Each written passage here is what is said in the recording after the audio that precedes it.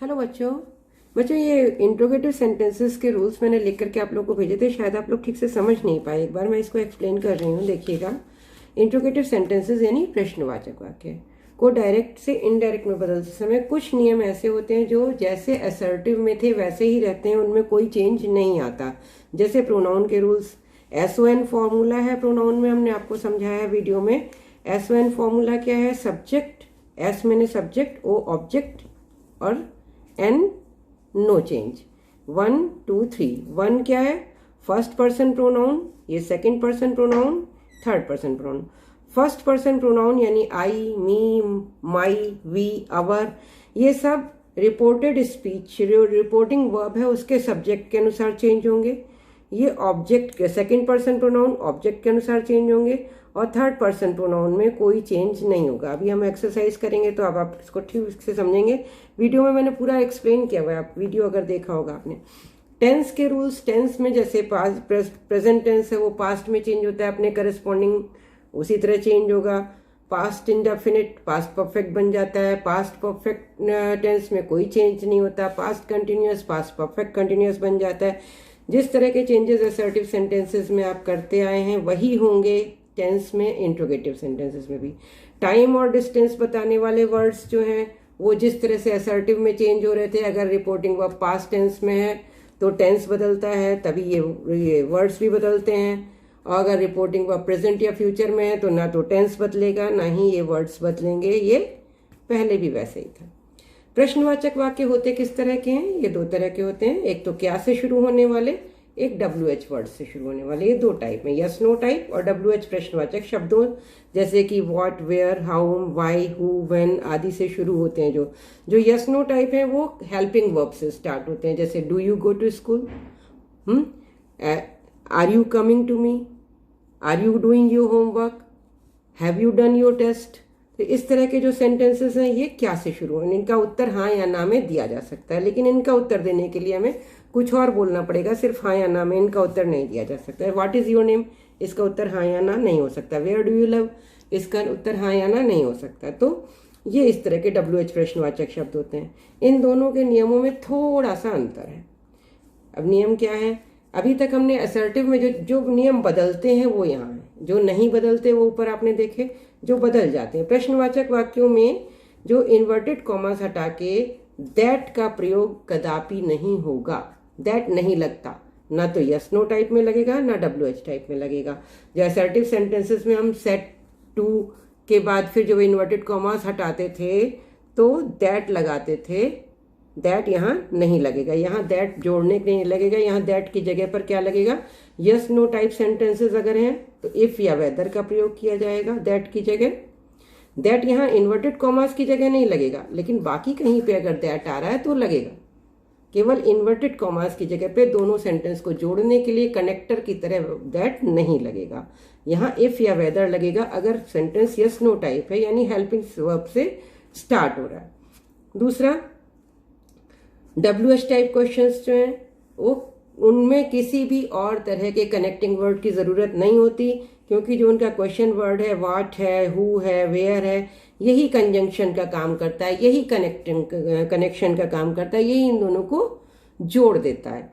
तो प्रश्नवाचक शब्द जो हैं ये स्वयं कनेक्टिंग वर्ब का काम करते हैं, कनेक्टिंग वर्ड हो जाते हैं ये। तो इन्वर्टेड कॉमास हटाकर कोई और शब्द यहाँ नहीं लगाया जाता, बल्कि ये शब्द यूं के यूं ही लग दिए जाते हैं। ये शब्द तो अब यहाँ कंजंक्शन बन जाते हैं, उसके बाद हमें सब्जेक्ट लगाना होता है। वैसे हमें हेल्पिंग वर्ब लगा होता है ना, इंट्रोगेटिव सेंटेंसेस जब लिखते हैं हम तो सब्जेक्ट से पहले हेल्पिंग वर्ब लगाते हैं, मेन वर्ब उसके बाद लगाते हैं। लेकिन जब हम असर्टिव लिखते हैं तो सब्जेक्ट के बाद में हेल्पिंग वर्ब आता है।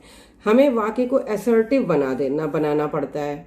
जब इंट्रोगेटिव सेंटेंसेस लिखते हैं इनडायरेक्ट टेंस में चेंज करके, तो हम इंट्रोगेटिव नहीं लिखते, उनको असर्टिव में चेंज कर देते हैं। अर्थात सहायक क्रिया से पहले सब्जेक्ट ले आते हैं। तो जब हम ये इन्वर्टेड कॉमास हटा के ये जो भी शब्द सेंटेंस में लगा होगा वही लगाएंगे, उसके बाद सब्जेक्ट आएगा। जो रिपोर्टेड स्पीच का इन्वर्टेड कॉमास के अंदर जो सब्जेक्ट है वो आएगा यहाँ। उसके बाद फिर वर्ब आएगा। जो सहायक क्रिया लगी हुई है, व्हाट वेयर के पास जो सहायक क्रिया लगी है वो उसके बाद आएगी, सब्जेक्ट के बाद आएगी। जिस तरह से आनी होगी, जैसा टेंस होगा उसके हिसाब से आएगी। आएगी कि नहीं आएगी, कभी कभी वो ऐसी सहायक क्रिया होती है जो उसको हटा देना होता है। ठीक है, तो उस और फिर हम प्रश्नवाचक चिन्ह नहीं लगाते, उसकी जगह पर फुल स्टॉप लगाते हैं, क्योंकि अब हम इंट्रोगेटिव सेंटेंस नहीं लिख रहे हैं, हम असर्टिव लिख रहे हैं। आइए जो टेस्ट में हमने सेंटेंसेस दिए थे उनको करके देखते हैं कि क्या आपने गलतियां की हैं। पहला सेंटेंस आपका था, he said to me honesty is the best policy. तो ही सेड टू मी, ये असर्टिव सेंटेंस है, क्वेश्चन तो है नहीं, लेकिन ये सेंटेंस क्या रहा है, सबसे पहले हमें ये देखना है। Honesty is the best policy मतलब ईमानदारी सबसे अच्छी नीति है। तो ये तो एक यूनिवर्सल ट्रूथ है। जो यूनिवर्सल ट्रूथ होते हैं उसमें यहाँ सब्जेक्ट भले ही पास्ट टेंस में हो तो भी कोई टेंस में चेंज नहीं होता। तो इसका क्या बनेगा, ही सेड टू, टोल्ड में चेंज हो जाएगा, टोल्ड मी दैट, क्योंकि ये असर्टिव सेंटेंस है। ऑनेस्टी का एच स्मॉल हो जाएगा क्योंकि ये प्रॉपर नाउन नहीं है। इज ही रहेगा, इज चेंज नहीं होगा क्योंकि ये यूनिवर्सल ट्रुथ है। द बेस्ट पॉलिसी, ठीक, बहुत सारे लोगों ने वाज कर दिया, गड़बड़ हो गया। The teacher said to Mohan, you have to complete your work by tomorrow. अब ये भी असर्टिव है, ये क्वेश्चन नहीं है, असर्टिव सेंटेंस है। तो इसका क्या करेंगे, the teacher told Mohan, said to जो है टोल्ड में चेंज होगा। ठीक, इससे दिख नहीं रहा होगा शायद आप लोगों। The teacher told Mohan. अब इन्वर्टेड कॉमास हटा के हम दैट लगाएंगे। यू किसके लिए आया, अब यहाँ SON फॉर्मूला जो हम बता रहे थे, सब्जेक्ट फर्स्ट पर्सन प्रोनाउन यानी आई मी माई, ये रिपोर्टिंग वर्ब के सब्जेक्ट के अनुसार S1 से है, और 2 O के साथ है यानी सेकेंड पर्सन प्रोनाउन ऑब्जेक्ट के अनुसार। ये ऑब्जेक्ट है, ये सब्जेक्ट है, ये ऑब्जेक्ट है, ये सब्जेक्ट है, ये ऑब्जेक्ट है, ये रिपोर्टिंग वर्ब है। ठीक, ये सेकेंड पर्सन प्रोनाउन है, सेकेंड पर्सन प्रोनाउन ऑब्जेक्ट के अनुसार चेंज होगा। तो ऑब्जेक्ट कौन है, मोहन यानी ही। तो यू को हम सब्जेक्ट की जगह पे आ रहा है ना, रिपोर्टिंग वर्ब इन्वर्टेड कॉमास के अंदर जो है ये सब्जेक्ट है यू, तो ये हमारा यू की जगह मोहन के अनुसार ही आएगा। ही, अब हैव प्रेजेंट टेंस हुआ, ये रिपोर्टेड स्पीच जो हमारी है प्रेजेंट टेंस में है, लेकिन रिपोर्टिंग वर्ब क्योंकि पास्ट टेंस में है तो ये पास्ट टेंस में यानी हैड हो जाएगा, हैड टू। अब टू के बाद कंप्लीट आया है, टू कंप्लीट यानी ये आपका इन्फिनेटिव है। टू के साथ अगर वर्ब की फर्स्ट फॉर्म लगी है तो वो इन्फिनेटिव है, वो वर्ब का काम नहीं कर रही, यहाँ पे नाउन का काम कर रही है। टू के साथ इन्फिनेटिव में सब टेंस नहीं बदलेंगे, कंप्लीट को कंप्लीट ही रखेंगे, ये सेकंड फॉर्म में नहीं आएगा। अगर टू के साथ वर्ब की फर्स्ट फॉर्म है तो वैसी की वैसी आएगी। कंप्लीट योर भी सेकंड पर्सन प्रोनाउन है, योर पॉजिटिव केस है तो उसकी जगह पॉजिटिव लगेगा, सेकंड पर्सन प्रोनाउन इसके अनुसार, तो हिज हो जाएगा, his work by tomorrow the next day.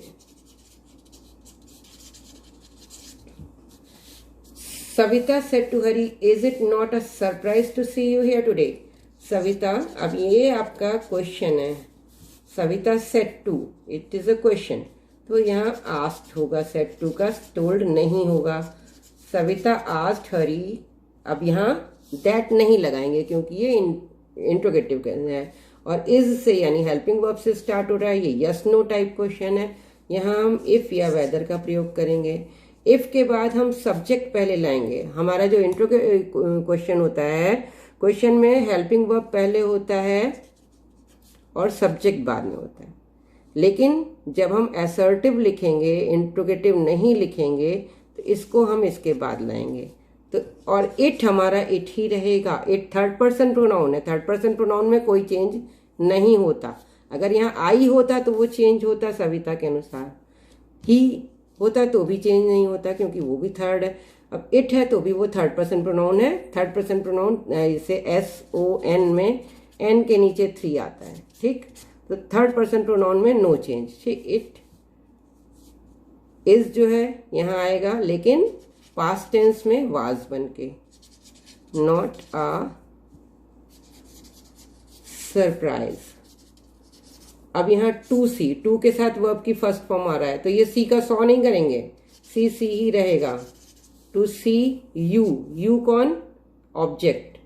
आई होता तो सब्जेक्ट, यू है तो ऑब्जेक्ट, यू यानी ही।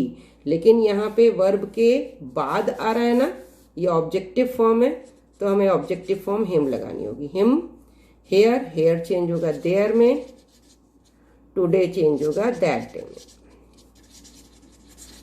और फुल स्टॉप लगाएंगे। अब ये क्वेश्चन नहीं रहा, अब ये असर्टिव बन गया।